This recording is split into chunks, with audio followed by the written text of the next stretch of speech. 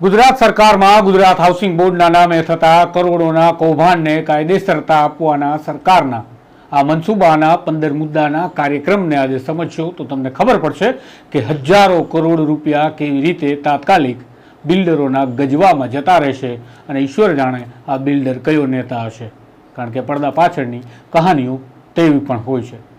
આપણે રીડેવલપમેન્ટ પ્રોજેક્ટનો પહેલો એપિસોડ જોયો કે કઈ પ્રકારે રીડેવલપમેન્ટના નામે ભ્રષ્ટાચાર થઈ રહ્યો છે, સરકારને હજારો કરોડના ચૂના ચોપડવામાં આવી રહ્યા છે.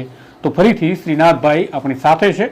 બીજા એપિસોડમાં આ કૌભાંડના 15 મુદ્દાને સમજીએ અને કેટલાક ટેકનિકલ શબ્દોને સમજીએ, જેથી આ સરકારને કપડાં પહેર્યા છે કે નહીં તે સમજવું મુશ્કેલ બને, કારણ કે નગ્ન છે તો નગ્ન તેને આપણે બતાવીશું. શ્રીનાથભાઈ વિગતવાર 15 મુદ્દાનો આ કાર્યક્રમ સમજાવશે. શું આપને વરિષ્ઠ પત્રકાર પ્રશાંત દયાળ અને તુષાર બસિયા સાથે રૂબરૂ મુલાકાત કરવી છે?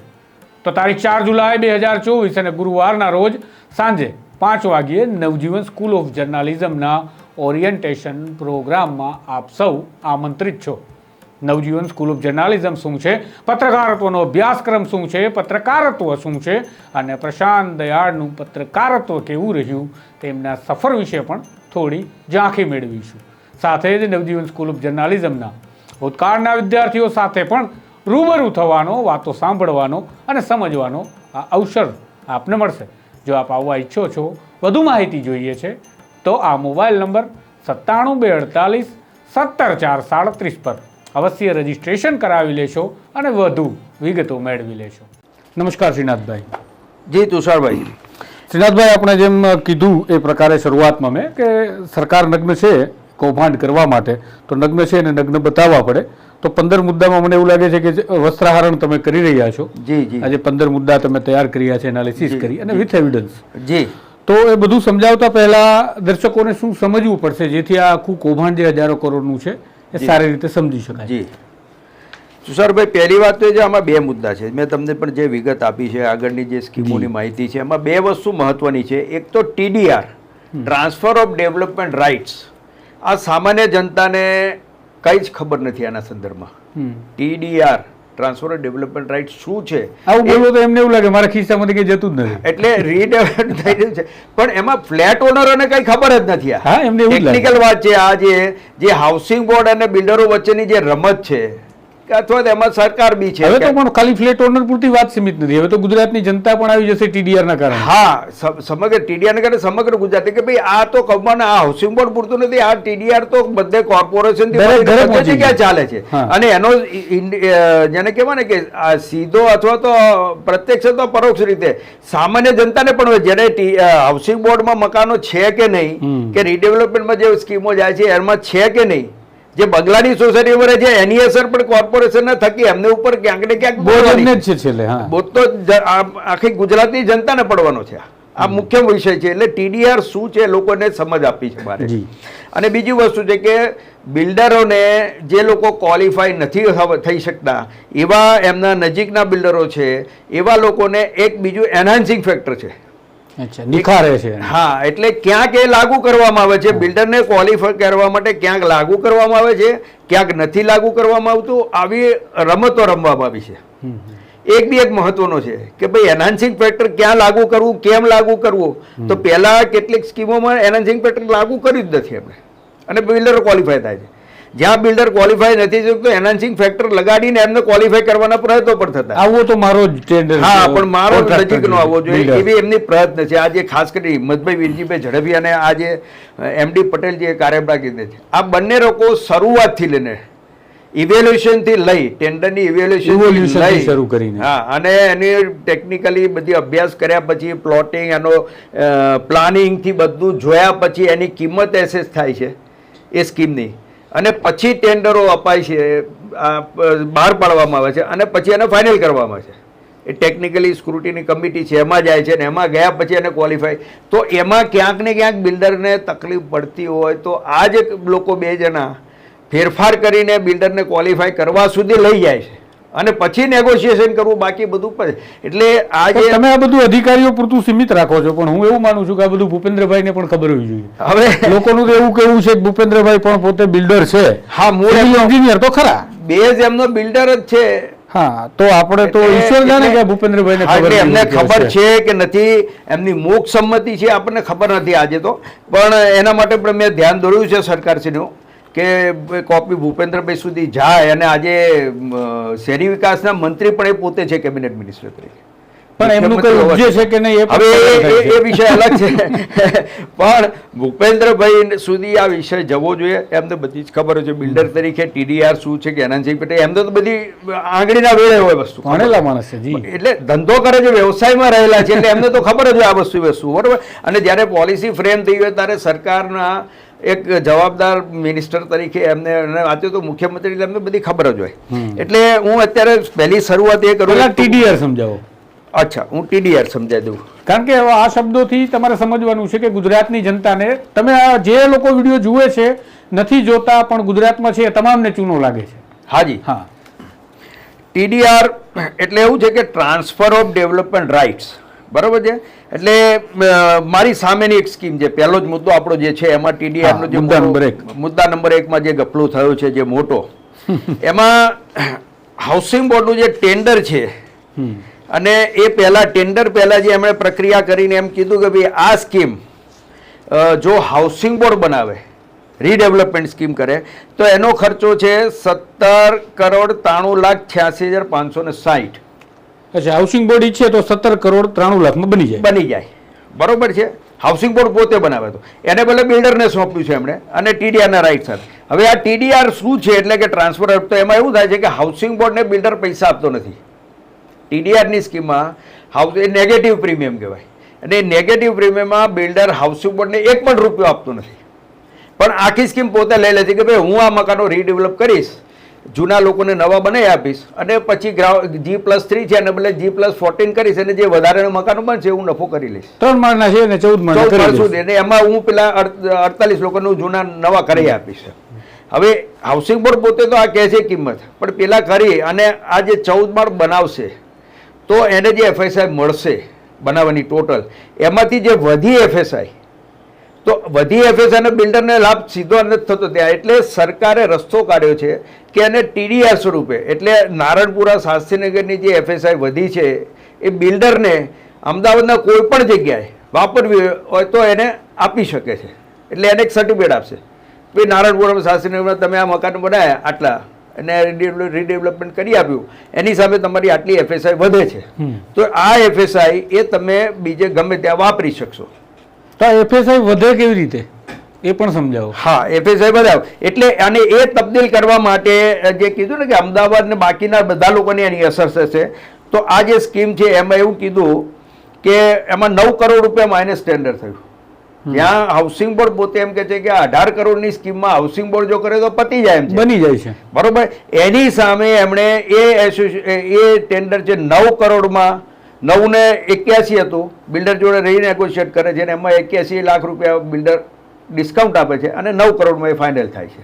એ થાય છે એટલે એમાં લખ્યું છે પાછું કે જે અમે આ ટેન્ડર 9 કરોડનું TDR માઇનસ વાળું નેગેટિવ વાળું અમે આજે આપ્યું છે એ કેવી રીતે ફાયદો થશે, તો ગુજરાત હાઉસિંગ બોર્ડ દ્વારા તેની કેટલીક રકમના તબદીલી પાત્ર વિકાસના TDR તરીકે અમદાવાદ મહાનગરપાલિકા દ્વારા તે TDR ચૂકવવાના. એટલે કે એક પ્રકારનો એવો DD આપશે. હા, DD આપશે, એ ગમે ત્યાં જઈને વટાઈ શકે. એટલે હું અહીંયા 1.5 લાખનું વાર જગ્યા છે, ચોરસ વાર એક્ઝેક્ટલી નારણપુરામાં માનીએ, અને સિંધુ ભવન રોડ ઉપર જઈએ તો 2.5 લાખ છે માની લઈએ એક્ઝામ્પલ, તો અહીંયા 1.5 લાખ વાળો માલવાળો 3 લાખનો થઈ જાય. અને આ તો એક ગણો છો, માર્કેટમાં જે માહિતી છે એ પ્રમાણે તો આના પ્રીમિયમ બોલાય છે TDR ના, એટલે 2 નંબરમાં વેચાય છે આ. અચ્છા, એટલે એની કિંમત 2.5 ગણી 3 ગણી પણ હોય છે. એટલે માની લો કે હું મારું મકાન એક્ઝેક્ટલી હું સમજાવું કે મારું મકાન જે છે, સોરી હું બિલ્ડર છું અને મારું બિલ્ડિંગ જે છે એ સિંધુ ભવન રોડ ઉપર બને છે, પોશ એરિયા, એકદમ લક્ઝુરિયસ અને ખૂબ મોંઘું વિસ્તાર છે. જી. હવે નારણપુરામાંથી મેં TDR કોઈ બિલ્ડરને આ મળી ગયો છે જેની જોડે કોન્ટ્રાક્ટ છે, એમને જે TDR મળ્યું છે એ TDR 1 કરોડનું છે એક્ઝામ્પલ તરીકે. હવે એક તો 1 કરોડનું TDR છે ને આ જગ્યાનો ભાવ જ એટલો છે કે એટલે હાઈટ તો એમનેમ પણ છે, પણ હવે ત્યાં મારે બિલ્ડિંગ બનાવવું છે, એટલે કે મને શ્રીનાથભાઈ વેચે છે અને તુષાર ખરીદે છે, તો તમે મને જે છે એ 2.5 ગણા કે 3 ગણા ભાવે આપશો અને હું લઈ શકીશ. એટલા માટે કે તમારે જ્યાં જે એસજી હાઈવે પછી ઘણી બધી સિંધુ ભવન એમાં R2, 1, 2, R3, R4 એવી છે, એટલે જેમાં તમે સર્ટેન હાઈટથી વધી શકતા નથી. હવે એમાં એક બે જગ્યાએ એવું થયું છે કે ત્યાં એક બે હોટલો પણ હવે આવવાની છે, તાજની પણ હોટલ છે ને બધું આવવાનું છે ને ચાલે છે, બરોબર. હવે જ્યાં તમને 1.2, 1.3 ની તમને FSI મળે છે, એટલે એક FSI છે એને બદલે વધારે તમે 1.2 સુધી જઈ શકો છો, બરોબર. હવે જેને 8 માળની હોટલ બનાવી છે કે જેને 7 માળની હોસ્પિટલ બનાવી છે, પણ FSI ત્યાં મંજૂર નથી કરી શકતા બિલ્ડિંગની હાઈટ, બરોબર. તો શું કરે એ લોકો, આવા લોકો જેની પાસે TDRના રાઇટ્સ છે અને FSI વધેલી જેના સર્ટિફિકેટ છે, એ લોકો ત્યાં જરૂરિયાત ખરીદી લે અને 8 માળનું બિલ્ડિંગ બનાવશે. તો પછી આ તો સરકારના કાન કાપવાનો ધંધો, કોર્પોરેશનના ઓરડાના કે જે કે પણ નિયમ બનાવ્યા છે એની પેલી કહેવાય ને કે અનદેખી થઈ રહી છે કે તમે નિયમ બનાવો છો 1.2, 1.3 થી વધારે ના જવી જોઈએ, અને એ જ વિસ્તારમાં હોસ્પિટલો બનાવવાની જે જરૂરિયાત છે એમ માની લઈએ અત્યારે સમાજ માટે જરૂરિયાત છે, પણ છતાં પણ તેને તમે સીધી મંજૂરી નથી આપતા સરકાર, તો કઈ મળે નહીં. તો કઈ મળે નહીં, એટલે આ બિલ્ડરો થકી તો સીધી મંજૂરીની 8 માળનું બિલ્ડિંગ બની શકે, આપવામાં સરકારને વાંધો શું? તો શું એના કરતા તમે કાયદો શું કરો જુદો બનાવો છો? એટલે આ TDR વાળા બીજા લોકોને વેચશે, એટલે તમારી જરૂરિયાત છે કે તમારે 7 માળની હોસ્પિટલ બનાવી છે, 8 માળની કે 10 માળની હોટલ બનાવી છે, પણ તમારી પાસે FSI નથી, તો શું કરો? એટલે શ્રીનાથભાઈ પાસે આવશો, શ્રીનાથભાઈ તમારી પાસે FSI તો આપવો. હું એમ કહીશ મારી પાસે 9 કરોડ. હું હવે જે સમજો એક દેશી ભાષામાં સમજાવી દઉં દર્શકોને કે આજે હું મુખ્યમંત્રી છું, જી શ્રીનાથભાઈ મંત્રી છે, મારા દીકરાની પણ એક કંપની છે, અથવા તો મારા દીકરાના મિત્રના નામે કંપની છે, શ્રીનાથભાઈના દીકરાના મિત્રના નામે કંપની છે, અમે તો પાક સાફ દૂધે ધોયેલા છીએ ભૂપેન્દ્રભાઈ જેવા. તો અમારે શું કરવાનું છે કે હવે મુખ્યમંત્રીના દરજ્જે અમારે આવી રીતે રીડેવલપમેન્ટનું એક સ્કેમ કરવાનું છે, જે મંજૂર થાય એટલે અમને TDRના રાઇટ્સ જે લેવાના છે એ માનો કે અમે 1 કરોડ રૂપિયાના TDRના રાઇટ્સ લીધા. હવે જે બિલ્ડિંગ અમે બનાવીએ છીએ ત્યાં કમાઈ લીધું છે, કારણ કે 4 માળના બિલ્ડિંગ બનાવવાના હતા, એ લોકોને ફ્લેટ આપ્યા બાદ 10 માળ અમે વેચી વાળ્યા છે, એના નફા અમને મળી ગયા છે, અમે કમાઈ લીધું છે, અમારો ધંધો ચાલી ગયો છે. પછી ત્યાં પાછી જમીન મળે અથવા TDR છે, તો હવે જે TDR છે એ પછી બીજા કોઈ બિલ્ડરોને કે જ્યાં સરકાર મંજૂરી જ નથી આપતી કે 4 માળનું કે 5 માળનું કે 8 માળનું બિલ્ડિંગ બની શકે, કારણ કે તે FSI ના નિયમો પ્રમાણે તે શક્ય નથી. હવે અમે TDR વેચીશું, અમે નહીં વેચીએ, અમે તો પાક સાફ છીએ, અમારા દીકરા કે દીકરાના મિત્રો બિલ્ડર છે, જે સોકોલ્ડ બિલ્ડર છે, પૈસા અમારા છે, એ વેચશે. એટલે કે અહીંયાથી 1 કરોડ રૂપિયા જ્યાં અમારી TDRના રાઇટ્સ છે એ ત્યાં વેચશે 3 ગણા ભાવે, તો 3 કરોડ થશે, અને બિલ્ડરો આજીજી કરતા કરતા લેવા આવશે. એટલે દાદા આપી દો ને, દાદા કહી દો ને, દીકરાને આપે. એટલે અઢી ગણે વેચે, તમારી ઘર જ છે, તો તમે શું કરો? એટલે આવું ભૂપેન્દ્રભાઈ ન કરે તો દાદા ભગવાનના ઘરના માણસ. પણ એટલે કહેવાનો મતલબ છે થઈ શકે લેનાર વેચનારની ગરજ ઉપર ભાવ થશે, એ 5 ગણો પણ થઈ શકે. આ TDR જે છે, અચ્છા, હા, એ તો તમારી ગરજ, મારી ગરજ છે, મારા 5 માળ બનાવવા છે, તો ગમે એટલા પૈસા આપો. તુષારભાઈ મારી પાસે આટલી છે, હું કિંગ છું, મારી પાસે સર્ટિફિકેટ છે 9 કરોડનું, તો તમારે એટલે 1 કરોડનું, આમાં તો 9 કરોડ છે TDR, પણ 1 કરોડ તમે કીધું, તો 1 કરોડની સામે તમે એમ કહો શ્રીનાથભાઈ મને આટલી FSI જોઈએ છે, તો ભાઈ તુષારભાઈ 1 કરોડમાં ના અપાય. એક તો એરિયાનો ભાવ મળે છે, પ્લસ માળ વધે, એરિયા આટલો છે, આમ ભાવ છે, અને તમારી તો ગરજ છે, એટલે તમે શું કરો? તમે ઊંચો ભાવ આપીને જમીન લઈ લીધી છે, હવે તમારે આગળ વધવું છે, તો તમારે ફરજ છે, એટલે એમ કે ભાઈ આ 1 કરોડની સામે મને 3 કરોડ મળવા જોઈએ, અને 4 કરોડ હું તો માગું, જેવી ગરજ તમારી. અચ્છા, એટલે આ TDR આપી દીધા બિલ્ડરને, રીડેવલપમેન્ટ, એ તો બીજી વખત કમાવાનું. હા, એ તો વધારાનો નફો છે, એ તો સીધે સીધે એક સર્ટિફિકેટ, જેમ કે આમાં 9 કરોડને જે TDR મળ્યા છે, એટલે એની 3 ગણી કિંમત તો મિનિમમ ગણાય પ્રીમિયમ પેટે, એટલે 27 કરોડ. 18 કરોડમાં તો પેલા ગુજરાત હાઉસિંગ પોતે સ્વીકારે છે. 18 કરોડમાં આ સ્કીમ થઈ શકે એવું તો હાઉસિંગ બોર્ડ પોતે સ્વીકારેલું છે, રેકોર્ડ ઉપર છે, બરોબર, કે આ સ્કીમ હાઉસિંગ બોર્ડ બનાવે તો 18 કરોડ ખર્ચ આવે એમ છે, બરોબર છે. હવે એની સામે મને TDR 9 કરોડના જે આપ્યા છે, એટલે એની કિંમત 27 કરોડ પર થઈ કે જો 4 ગણી થાય તો 36 કરોડ થાય. એ તો મેં આ સર્ટિફિકેટના આધારે બુક કરી લીધું છે. તુષારભાઈ તમે સમજો, આ TDR કે પહેલું મારું આ બુકિંગ થઈ ગયું પ્રોફિટનું, મેં ધંધો કરી લીધો, ધંધો થઈ ગયો મારો TDR નું, બરોબર, પ્લસ હું જે મકાન બનાવી G+3, એમાં જે આ જૂના મકાનોનો ખર્ચ બાદ કરતા જે મને વધારાના પૈસા મળશે એ મને બિલ્ડર તરીકે મને મળવાના છે, સમજ્યા તમે? એટલે આવી સ્કીમ ક્યાં થઈ છે અમદાવાદમાં? હા, અમારે બિલકુલ શાસ્ત્રીનગર અમારી બિલકુલ સામે M5 40 થી 45 ની જે સ્કીમ છે, એટલે અમદાવાદમાં જે છે નારણપુરા વિસ્તારની વાત ચાલે સ્કીમ છે. છે આ. અને એમાં છે ને આ તમને મેં એટલે એટલે આ કાંડ થઈ ગયો છે. આ થઈ ગયો છે ઓલરેડી. ઓકે, મકાનો ડિમોલિશ થઈ ગયા છે. 2 મકાનો છે, એમાં એક જણ છે કોર્ટમાં ગયું છે, વિષય ચાલે છે. પણ આ ટેન્ડર આ રીતે મંજૂરી મળી ગયેલી છે.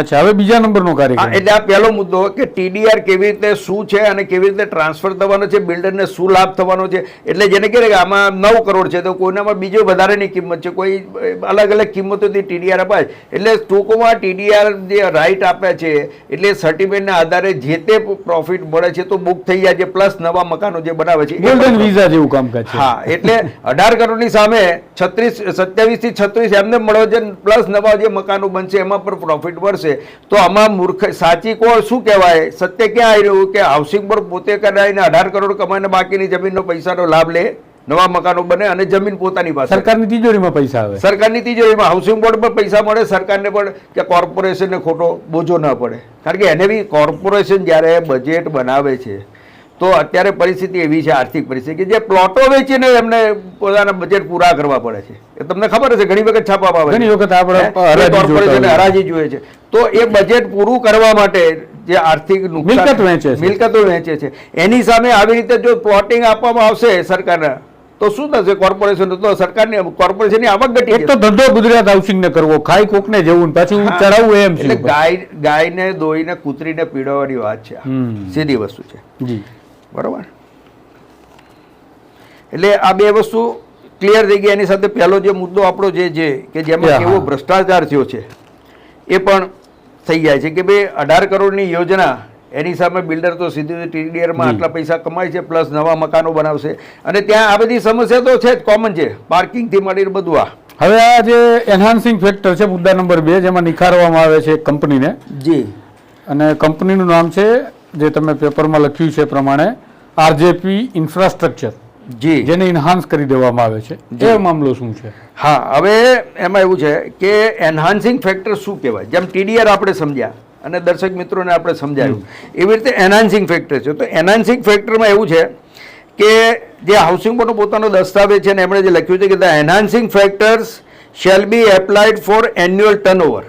એટલે તમારી જે કંપની છે એનું એન્યુઅલ ટર્નઓવર છે, નેટવર્ક તમારી શું છે, કંપનીની નેટવર્ક શું છે, બીડ કેપેસિટી, જે તે વખતે જે ટેન્ડરની જે એમાં કિંમત લખેલી હોય તો એ બીડ છે એ ભરવા માટે તમે કેપેબલ છો કે નહીં, એની સક્ષમ. કારણ કે આજે 50 કરોડનું ટેન્ડર હોય પણ તમારી સક્ષમતા જ ના હોય કે 50 કરોડનું તમે કામ કરી શકવાના છો, એટલે બીડ કેપેસિટી તમારી હોય. અને કમ્પ્લીશન કોસ્ટ ઓફ સિમિલર, તમારું આ જ પ્રકારનું જે ટેન્ડર આજે તમે ભરો છો તો એવા પ્રકારનું સિમિલર વર્ક તમે એટલા જ કરોડનું ને એ જ રીતનું મકાન બનાવ ક્યાંક કન્સ્ટ્રક્શન ક્યાંક કરી રહ્યા છો તો એ કેટલા વખતથી ચાલે છે અને એની કોસ્ટ શું છે, completion cost of similar work. આ 4 વસ્તુને ભેગી કરીને એને એન્હાન્સિંગ ફેક્ટર કહેવાય.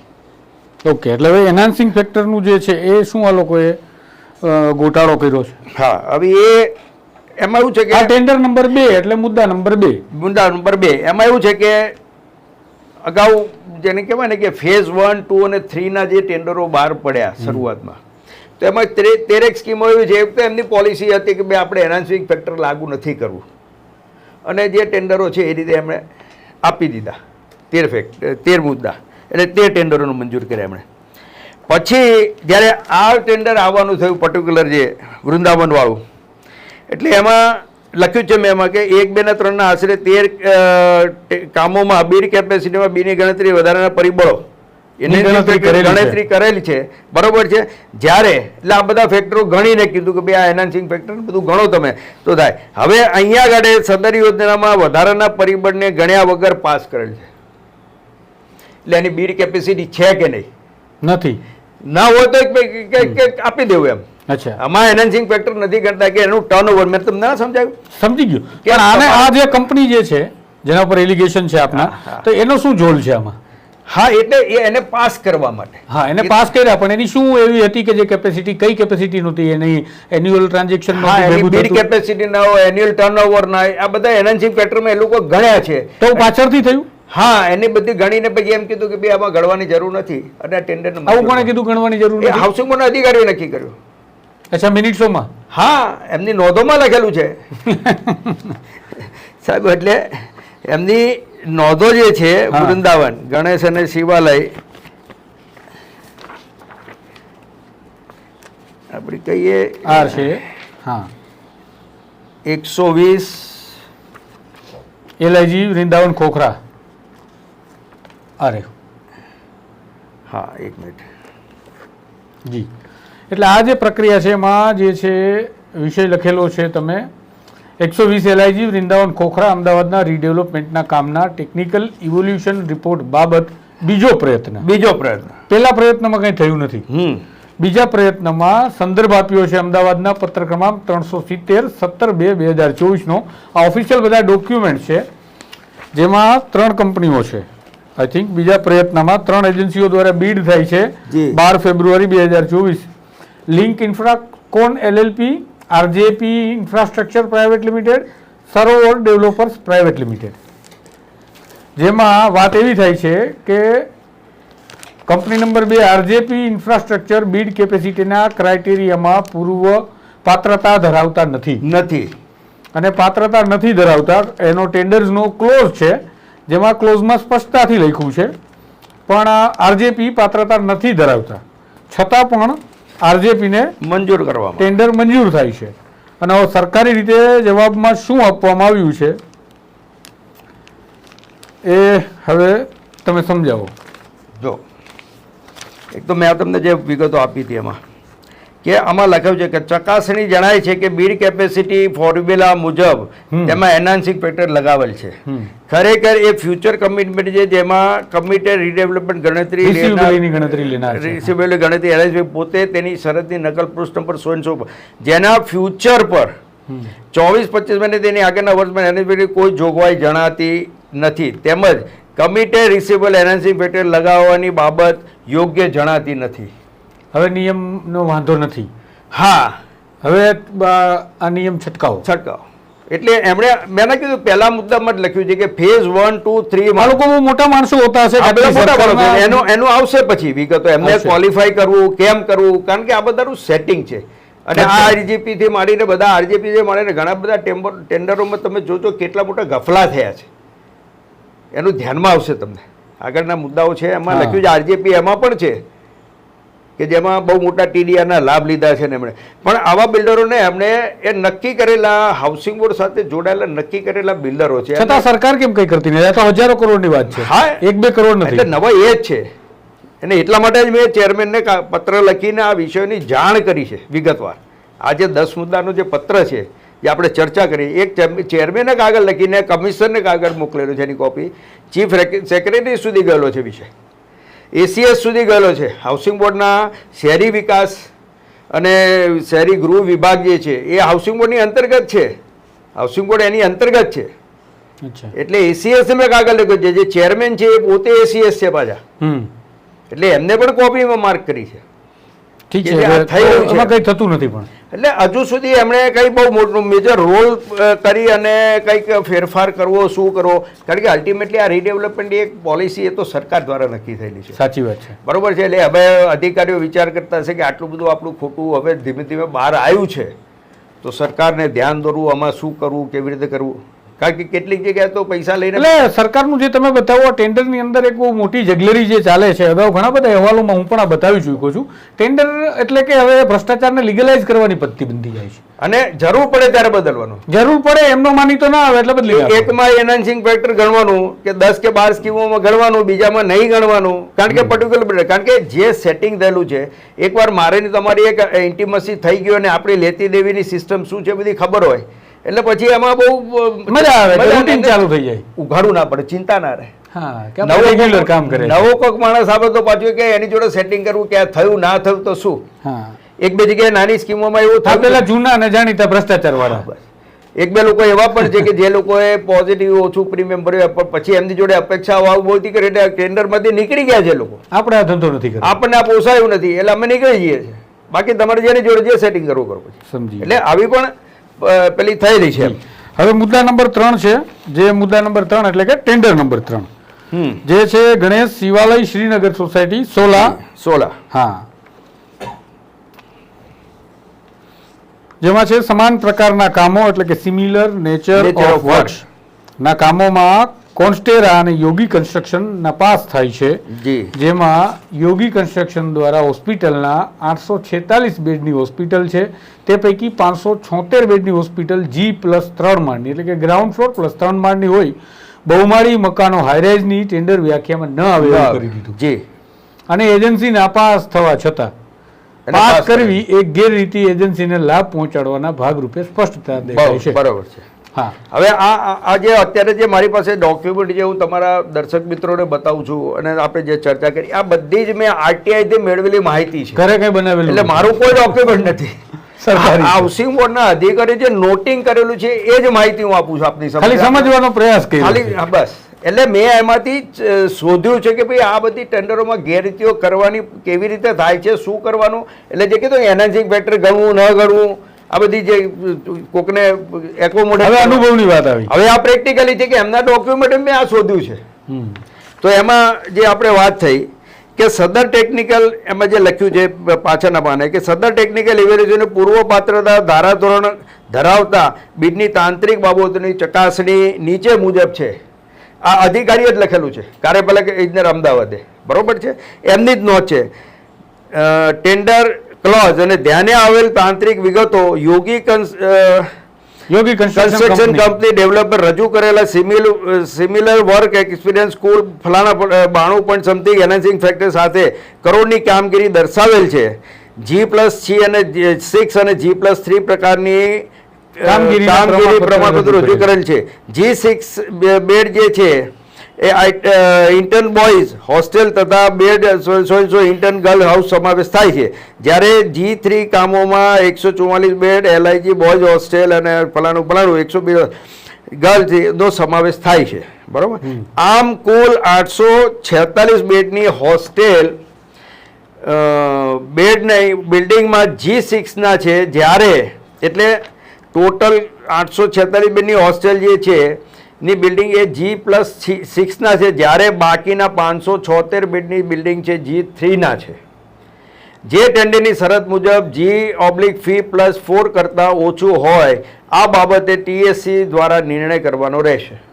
એટલે અધિકારી પોતે કહે છે કે આ આપણા ક્રાઇટેરિયામાં નથી આવતું. જે ટેન્ડરની શરત છે અહીંયા આગળ કે બિલ્ડિંગની અનુભવની જે વાત છે એમાં અનુભવમાં ખરા ઉતરતા નથી. એ અધિકારી કહે છે. બરોબર છે. એક વસ્તુ આ એટલે અને કોન્સેન્ટ્રાની વાત છે કોન્ટ્રેક્શન. બરોબર છે. કોન્સેન્ટ્રા રિયાલિટી લિમિટેડની એસોસિએટેડ ફોર્મ હોવાથી ફલાણું પડે એમ કરીને બીજા 1-2 લોકોના નામો ઉમેરીને આ કામ 51.9 કરોડ 98 કરોડ જેટલી થાય છે. બીજી એક કંપનીનું પણ એણે ઉમેર્યું છે એમાં. અને એ કર્યા પછી પણ જે એનહાન્સિંગ ફેક્ટરના જે કન્સિડર કરીને તેમાં ફિટ નથી. એમાં ફિટ નથી. એમાં એનું બીજા કોકનું પણ સર્ટિફિકેટ એડ કરેલું છે. એમાં 20.57 કરોડનું થાય છે. અને ટોટલ આ કામ ફેક્ટર લગાવતા એનહાન્સિંગ ફેક્ટર લગાવ્યું અહીંયા તો પણ આ કામ ₹72.55 કરોડનું થાય છે. જે ટેન્ડરની શરતો મુજબ 73.11 કરોડથી ઓછું હોય બાબતે TSC દ્વારા નિર્ણય કરવાની. એટલે એનહાન્સિંગ ફેક્ટર આમાં લગાડવામાં જો છતાંય ક્વોલિફાય નથી થતા બિલ્ડર. હવે TSC નક્કી કરવાનું છે. પણ અધિકારીનો રિપોર્ટ તો છે. હા, નહોતું લગાડવું, હવે લગાડી દીધું. હા, બરોબર છે. એટલે કહેવાનો મતલબ શું છે કે આ જે એનહાન્સિંગ ફેક્ટર લગાડવાની જે વાત હોય આનાથી બિલ્ડરને કેટલો ફાયદો થયો છે? હા, આ કામમાં કેટલો ફાયદો થયો? હવે એમાં શું છે કે ક્યારેક કોઈ બિલ્ડર એનહાન્સિંગ ફેક્ટર લગાડો નથી લગાડતા અને આ બધું કરતા ક્વોલિફાય ન કરી દેવો પછી તો શું છે કે એ બાકીના ટેન્ડરો શું આવ્યા છે એની ઉપર છે. ક્યારેક ક્વોલિફાય થાય કરો આ બધું કર્યા પછી એને આગળ તો લઈ જાય છે પણ છેવટે એમાંથી ક્યારેક બીડમાંથી નીકળી જાય છે એવું પણ. પણ કહેવાનો મતલબ છે કે તમે આ જે પર્ટિક્યુલર બિલ્ડરોને જે આ 2 ફેક્ટરો લગાડ્યા પછી પણ ક્વોલિફાય નતા પણ એમને પ્રયત્ન તમે કર્યો. મૂળ વિષય આ છે કે તમે કેવી રમતો રમો છો. એકમાં એનહાન્સિંગ ફેક્ટર લગાડો છો બીજામાં નથી. એટલે પર્ટિક્યુલર લોકોને જે ફાયદો પહોંચાડવા માટેના પ્રયત્નો છે. હવે 175 કરોડ રૂપિયાનો જે ટેન્ડર નંબર 4 છે જેમાં 175 કરોડ રૂપિયાનું RJP ઇન્ફ્રાસ્ટ્રક્ચરને TDR સ્વરૂપે કામ આપવામાં આવ્યું છે નેગેટિવ પ્રીમિયમ. હવે એ આપણી એ સ્કીમ છે 912 LIG. હા, બરોબર ને. હવે મૂળ વિષયમાં એમની સદર કામગીરી ટેન્ડરની બધી વિગતો તો ઘણી બધી લખી છે. એમાં મિનિમમ 75% નોટરાઇઝ સંમતિ હોવી જોઈએ, એસોસિએશનનો બાંયધી પત્રક હોવો જોઈએ, એસોસિએશન ઠરાવને, આ બધી એમની ટર્મ્સ એન્ડ કન્ડિશન્સ છે. બરોબર, આપણે એમાં બહુ ડિટેલમાં નથી જતા. એમાં પણ ફેરફારો થયા છે. હવે એમાં છે કે કાર્યપાલક ઇજનેર અમદાવાદ દ્વારા જણાવ્યા મુજબ સદર ટેકનિકલ ઇવેલ્યુએશન રિપોર્ટમાં ઓનલાઈન રજૂ કરેલા દસ્તાવેજો Ahana build space LLP qualify થાય છે. જ્યારે કાર્યપાલક ઇજનેર શ્રી અમદાવાદ દ્વારા વધારાના ક્લેરિફિકેશન સક્ષમ કક્ષા સાથે થયેલ ચર્ચા, એટલે કાર્યપાલક ઇજનેર અમદાવાદ જે લખે છે કે સક્ષમ કક્ષાએ થયેલ ચર્ચા, તો સક્ષમ કોણ? એનાથી ઉપર જ હોય ને, એને સ્વાભાવિક. બરોબર છે.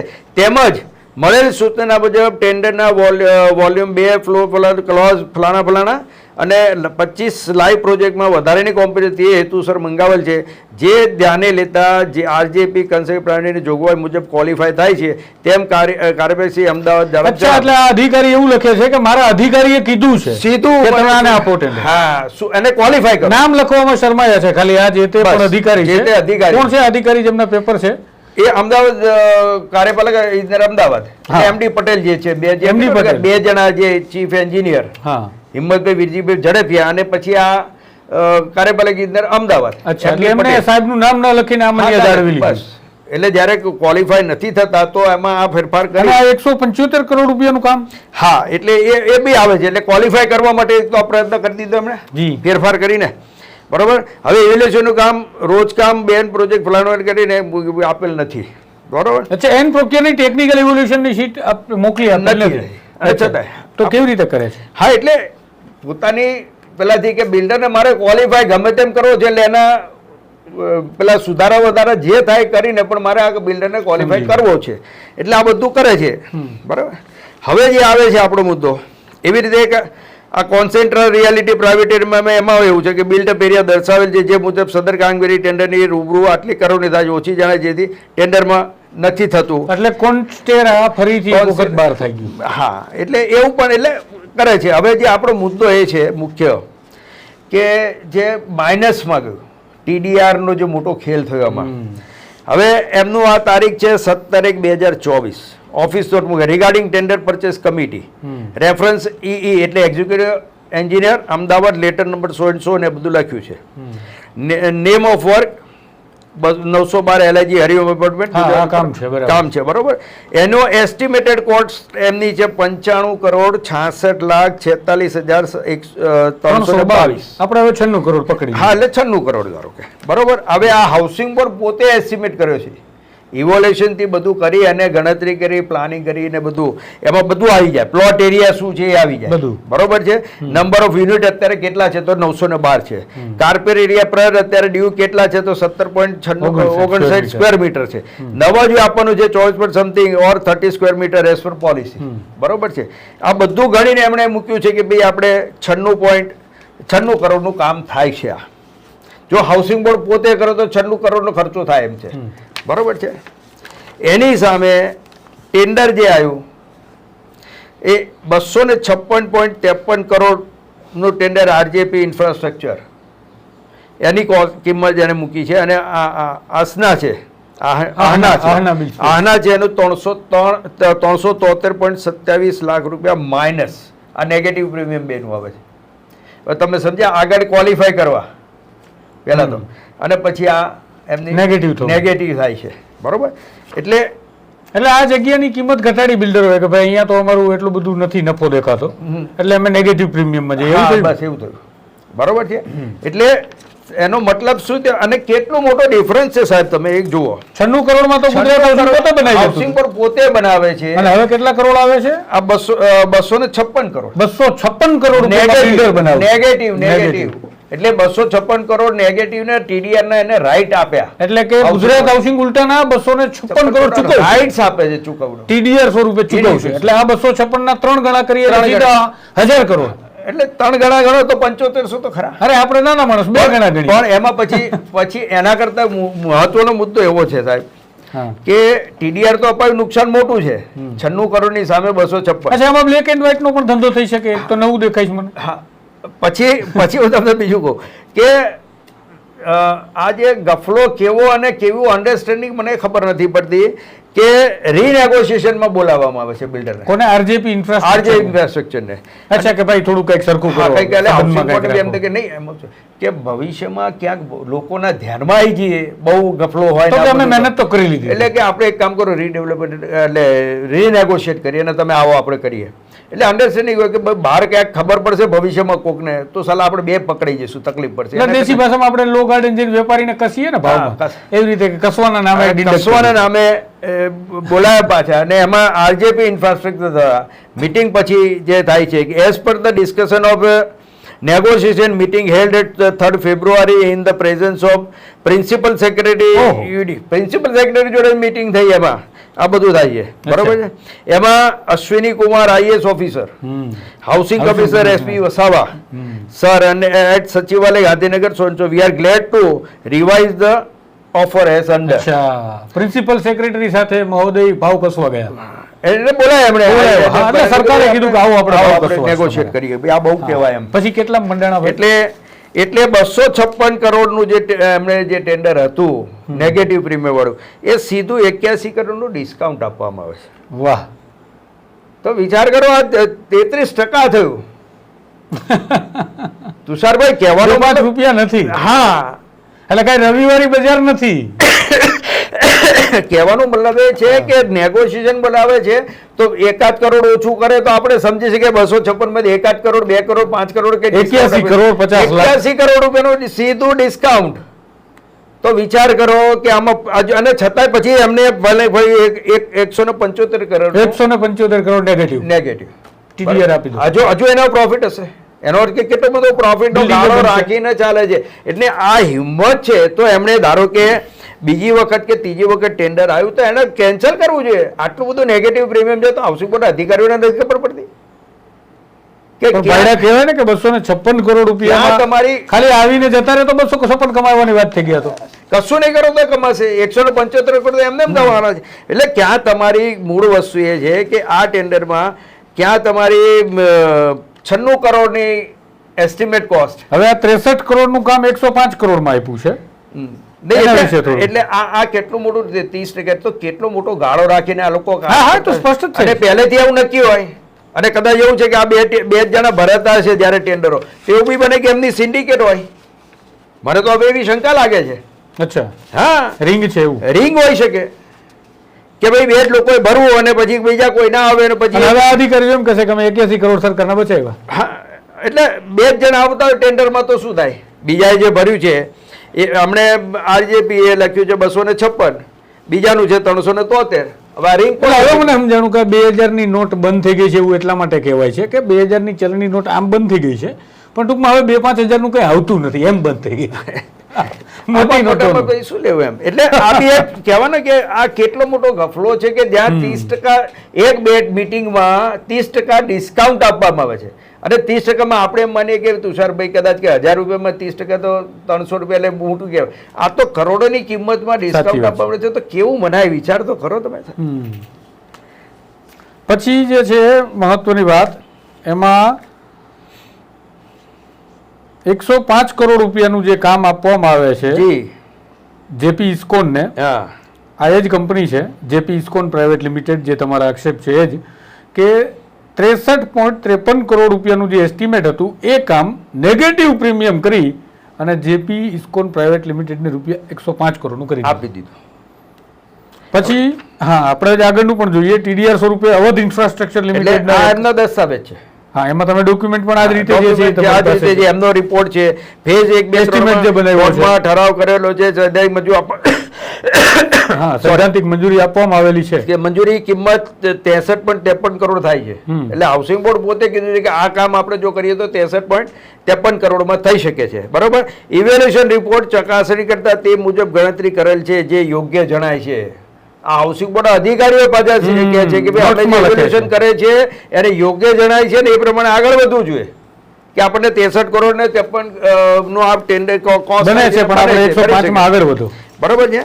હવે ટેન્ડરિંગ થાય છે અને ટેન્ડરિંગ થયા પછી જેપી ઇસ્કોન અને શ્રીધર ઇન્ફ્રા આ બે જણા ટેન્ડર ભરે છે. એમાં 156.69 લાખનું ટેન્ડર L1.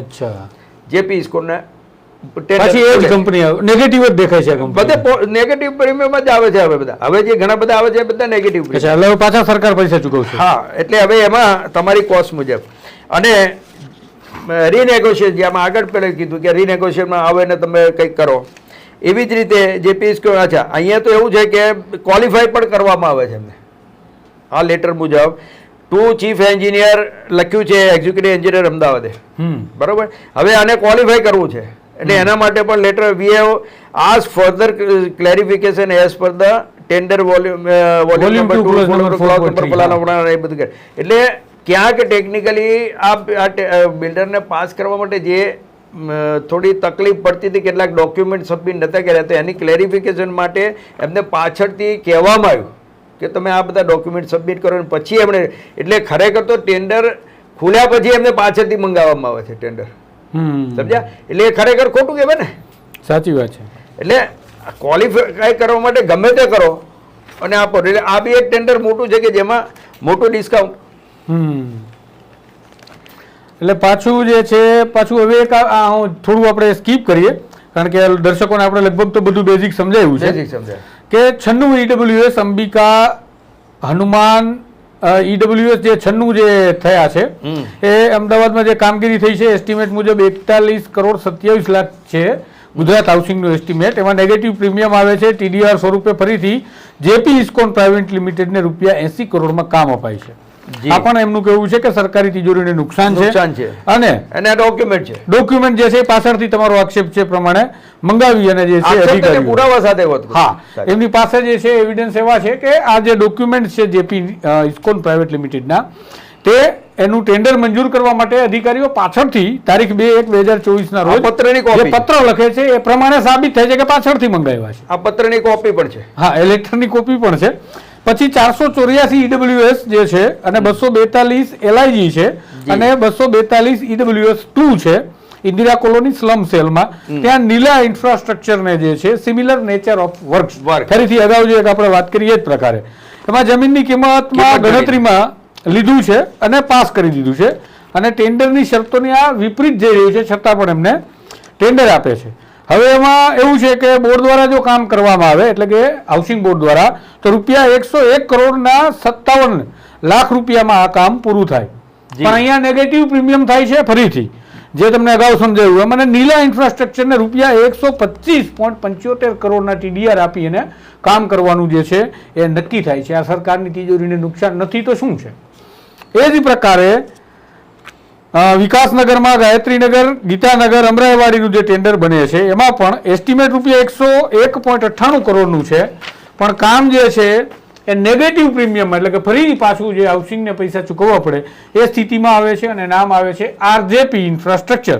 147 કરોડ 50 લાખમાં કામ એ ટીડીઆર સ્વરૂપે ચૂકવવાના એ પ્રકારે એને કામ મળી જાય છે અને એમાં પણ જે છે એ આરજેપી ઇન્ફ્રાસ્ટ્રક્ચર લિમિટેડને પાછળથી દસ્તાવેજ ડોક્યુમેન્ટ જે મંગાવ્યા છે અને એજન્સીને કોઈને કોઈ રીતે ફાયદો કરાવવાનું છે એવું શ્રીનાથભાઈ પાસે જે પુરાવા છે 20/1/2024 નો પત્ર ફલિત થાય છે પછી પરિશ્રમનગર આસો પાલવ અને કૃષ્ણનગર આ બધી વિસ્તારમાં જે કામ થાય છે ત્યાં સન બિલ્ડકોન નામની જે છે એને એની જે એક જમીન છે તેની કિંમતને ગણતરીમાં લેવામાં આવે છે એટલે પાછું સિમિલર નેચર ઓફ વર્ક્સનું જે તમે ઉદાહરણ સમજ્યા એવું થાય છે અને એનાથી પાસ કરવામાં આવે છે જે ટેન્ડરમાં એ શરત છે કે જમીનની કિંમત ગણવાની નથી કારણ કે એમને કીધું છે ને કે એન્યુઅલ ટર્નઓવર બીજું કે બીડ કેપેસિટી અને રોકડ કેટલી સોરી એમની પાસે વેલ્થ કેટલી છે હા એમાં નથી પણ જમીનની કિંમત માની લીધી કે સારું અચ્છા એટલે દેવામાં આવે તો જમીન વેચીને ચૂકવશે એવું માન્યું નહીં એટલે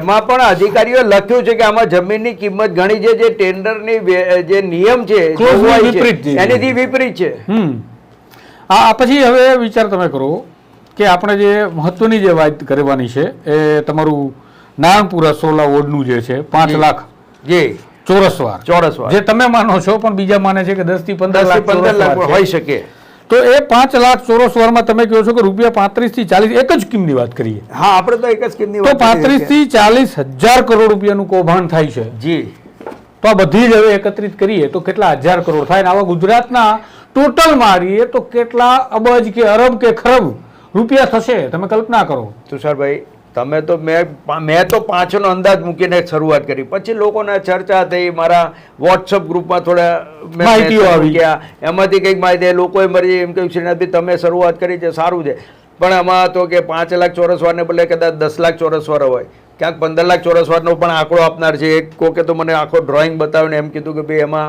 આટલું બધું આ કિંમત છે, આમાં જો આટલે જે એરિયા છે એમાં આટલું બધું ચોરસ વાર જમીન છે, તો આખું ગણો તો કદાચ 15 લાખ સુધી જાય.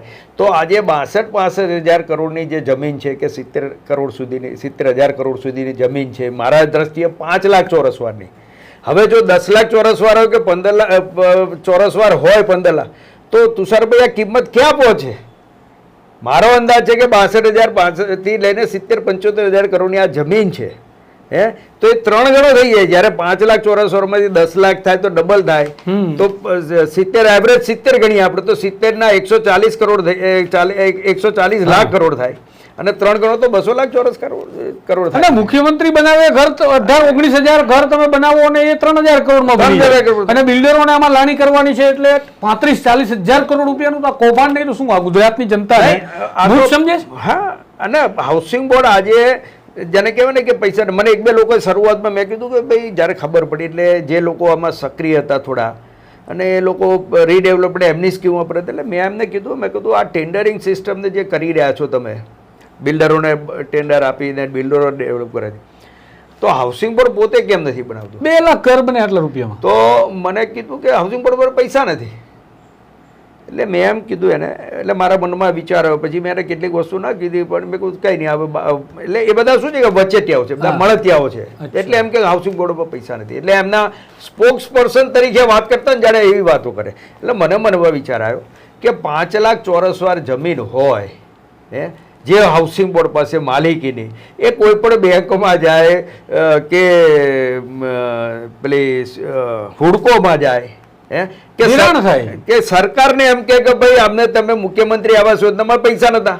2014માં 4 થી 14માં તો હાઉસિંગ બોર્ડ નિષ્ક્રિય છે, એટલે એને નવા મકાનો બનાવ્યા નથી કે એમાંથી આવક થાય, બરોબર છે? તો તમે 2014માં મકાનો બનાવ્યા, કેવી રીતે મકાનો બનાવ્યા? તો કદાચ સરકારે મદદ કરી હોય તમને આર્થિક. તો આજે તમે કોને કે ભાઈ અમારી પાસે આજે 5 લાખ ચોરસ વાર જમીન છે, તો આજે અમારી પાસે 75,000 કરોડની જમીન છે, અને અમારે આટલા મકાનો બનાવવા છે, અને અમારે આટલા કરોડની જરૂરિયાત છે, તો સરકારે વ્યવસ્થા કરી આપે. અને કે હાઉસિંગ બોર્ડ કે અમે આ મકાનો બનાવી દઈશું, નવા મકાનો બનાવીશું, એ વેચીને તમને લોન રીપે કરી દઈશું. તો સરકાર નામ ના પાડે. હું નથી માનતો કે સરકાર પાસે આટલા પૈસા ના હોય. કોઈ બેંકની પાસે જાય, કોઈ પણ મારું મકાન ગીરવી મૂકે તો બેંક તરત લોન આપી દેશે. તો આટલી બધી નેટવર્ક ધરાવતી હાઉસિંગ બોર્ડને જમીન આટલી મોંઘી હોય, બેંકમાં એમ કે એલો અમારે 5 લાખ ચોરસ વાર જમીન છે. એટલે કે આ છેલ્લે જે કર્ટેન ક્લિયર આપણે જે તમારે જે પાસે જે ડોક્યુમેન્ટ છે, તમારું જે અભ્યાસ છે, રિસર્ચ છે, એના આધારે તો એટલું સમજી શકાય કે આ રાજ્યની સરકાર આપણને સૌને મૂર્ખ સમજે છે. આ રાજ્યનો મુખ્યમંત્રી આપણને મૂર્ખ સમજે છે. આ રાજ્યના તમામ અધિકારીઓ કે જે સિનિયર પોસ્ટ ઉપર બેઠા છે એ આપણને મૂર્ખ સમજે છે. કારણ કે આ કાગળ પરથી જો એક વ્યક્તિ નીકળે અને આટલું ફલિત કરી શકતા હોય, તો પછી શું આ ગુજરાતની જનતાને મૂર્ખ નથી સમજતા તો બીજું શું સમજે છે? કહેવું નથી પણ કહેવાય જાય છે કે દાદા બધું જોડે લઈને ક્યાં જવાનું, ક્યાંક જતા જતા આ ભેગું કરવાનું તો નથી ને. આ સવાલમાં તમે ઘણું બધું સમજી જશો. જવાબમાં દર્શકો તમે પણ કમેન્ટ કરજો, જેથી અમને પણ ખબર પડે કે જેમ શ્રીનાથભાઈ લડી રહ્યા છે ગુજરાતના આર્થિક નુકસાનને બચાવવા, ગુજરાતની સરકારી તિજોરીને બચાવવા, કારણ કે આ લૂંટારાઓ હવે સત્તા પર, લૂંટારાઓ હવે અધિકારીઓ, અને ક્યાંક લૂંટારાઓ અને ભ્રષ્ટાચારીઓ તંત્રની અંદર એવી વેલ સેટ, એક એવી સિસ્ટમ સેટ કરીને બેઠા છે કે એ સિસ્ટમથી કોઈ નથી બચી શકતું. આખરે મરે છે એ માણસ કે જે 5 રૂપિયાના બિસ્કિટના પેકેટ ઉપર પણ ટેક્સ ચૂકવે છે, અને એ ટેક્સના પૈસા આખરે આ આખલાઓને ધરાવવા માટે હોય છે, એવું લોકોને હવે લાગવા લાગ્યું છે. રીડેવલપમેન્ટના જ્યારે પ્રોજેક્ટ આવે છે ત્યારે તમે પણ અભ્યાસ કરજો, તમે પણ વિચારજો, તમે પણ સમજજો, તમે પણ હિસાબ માંગજો. તમે તમારા જનપ્રતિનિધિ પાસે જઈ અને એને પણ કહેજો કે હજુ પણ તમે ધરાયા નથી, કે આ ગરીબ મકાન ઉપર પણ લડી લો છો. એક મારે ધ્યાન દોરું છે આપના વાચક મિત્રો, દર્શક મિત્રોને, અથવા તો એમની સાથે એમના સગા સંબંધીઓ જે જોડાયેલા છે, જે એપિસોડ જોઈ રહ્યા છે, તો એમને પણ મારે રિક્વેસ્ટ છે કે જે તે સ્કીમમાં તમે છો લાભાર્થી તરીકે, તો તમારી સાથે જે સોસાયટીઓમાં નેગોશિએટ કરે છે ઓન બિહાફ ઓફ યુ, તમારા થકી જે લોકો હાઉસિંગ નેગોશિએટર બનાવે છે એમને પણ તમે આ બેઝિક પ્રશ્ન પૂછો કે આપણી જે એરિયા છે એની જમીનની કિંમત શું, અને જો હાઉસિંગ બોર્ડ બનાવે છે તો એમના એસ્ટિમેટ મુજબ તો આપણે એ કરવા જઈએ તો શું વાંધો છે. એ જે મિડલમેનો જે કામ કરી રહ્યા છે એ લોકો જ સીધા હાઉસિંગ બોર્ડને કેમ પ્રશ્ન નથી પૂછતા કે તમે કેમ નથી બનાવતા, તમારો એસ્ટિમેટ આ છે, અમારી સ્કીમમાં તમારો એસ્ટિમેટ આ, જો તમે બનાવો ને. ક્યાંક ટેકનિકલી કેટલીક વસ્તુઓ છે ને નાના નાના પ્રશ્નો આવે છે. કોઈ એમ કે ભાઈ ભાડાનો પ્રશ્ન આવે, કોણ આપે? બિલ્ડર ભાડું આપે છે, બરોબર છે. તમે 2 વર્ષનો પ્રોજેક્ટ હોય રીડેવલપમેન્ટ થવાનો તો બિલ્ડર ભાડું આપે 2 વર્ષનું.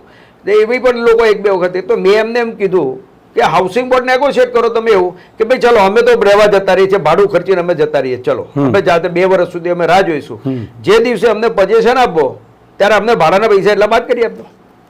તમારી પાસે આજે પૈસા નથી ધારો કે, તો 2 વર્ષે પ્રોજેક્ટ પૂરો થાય ત્યારે તો તમારી પાસે પૈસા ડિસ્કાઉન્ટ કરી દેજો, તો એમાંથી અમને ડિસ્કાઉન્ટ કરી દેજો.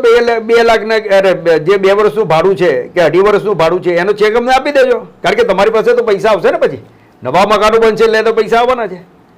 એટલે આવા નાના નાના પ્રશ્નો ઊભા કરીને એમ કે છે કે થઈ શકે એમ નથી, એ વાત ખોટી છે. એટલે જે તમારા દર્શક મિત્રોને એમના સાથે સગા સંબંધીઓ છે એમને પણ આ ધ્યાન દોરવા જેવું છે. અચ્છા, જોરદાર લાવ્યા છે શ્રીનાથભાઈ. આપણે કંઈ બોલશો નહીં, આપણે કોઈને પૂછશો નહીં, આપણે કંઈ કરશો નહીં, આપણા બાપનું કંઈ જતું નથી. નમસ્કાર. વૈષ્ણવજન તો તેને કહીએ જે પીડ પરા